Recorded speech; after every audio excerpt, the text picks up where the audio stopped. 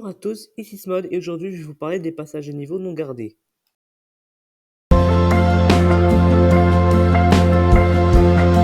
Les passages à niveau non gardés sont des passages à niveau qui ne disposent d'aucun signal lumineux et sonore. Ils sont avertis uniquement par une croix. Comme tout passage à niveau, il est annoncé par 3 bornes à intervalles de 50 mètres qu'on appelle mirlitons. Sur la borne indiquant que le passage à niveau est à 150 mètres, il y a un panneau en triangle attention dans lequel il y a une locomotive à vapeur. Il indique un passage à niveau sans signal lumineux ni sonore et sans barrière. Si le passage à niveau comporte un stop, il y aura marqué sous le panneau attention stop 150 mètres, disant qu'à 150 mètres il y aura un stop. Dans le cas où le passage à niveau avec un stop ne peut pas être annoncé à 150 mètres, sous le panneau stop, la variable de mètres peut changer.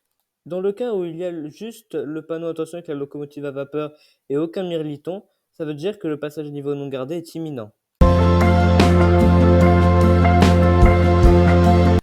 Il peut être annoncé par 4 panneaux différents.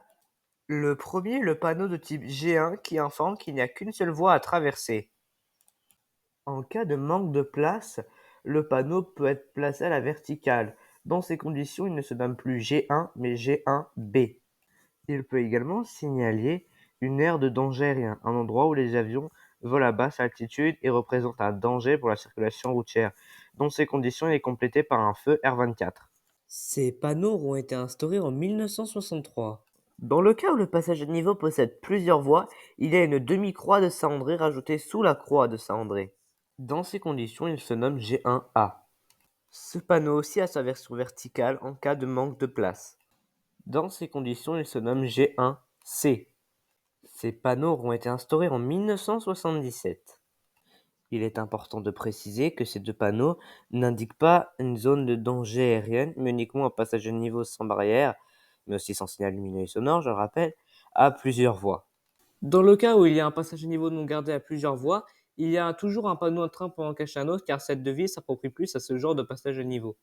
Je n'ai pas réussi à retrouver quel est le nombre de voies maximales à un passage à niveau non gardé.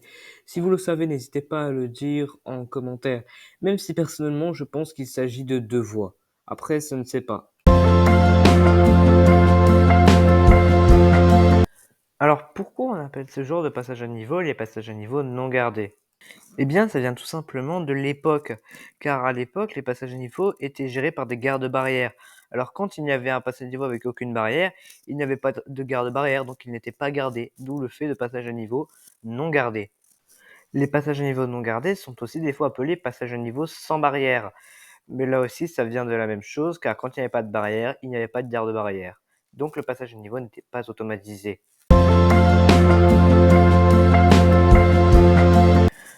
Avant chaque passage à niveau non gardé, un train doit annoncer son arrivée.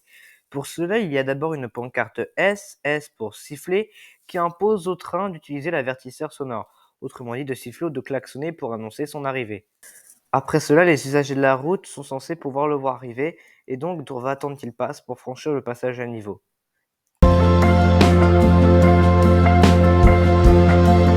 À l'époque, il n'y avait pas le rectangle gris autour des croix de cendrée. Elles étaient comme à l'écran, et des fois il y avait un panneau attention avec une locomotive à vapeur dessous, sans mirliton évidemment.